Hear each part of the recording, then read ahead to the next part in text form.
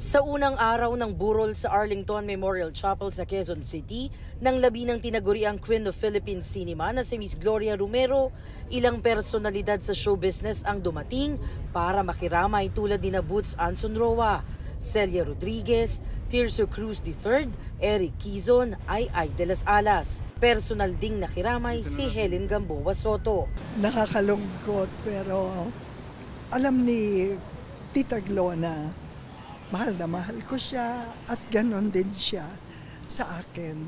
Sa edad na 91, pumanaw ang veteran actress na si Gloria Romero. Maraming salamat po. Thank you everybody for loving my mom. So I think my mom was able to deliver and give herself.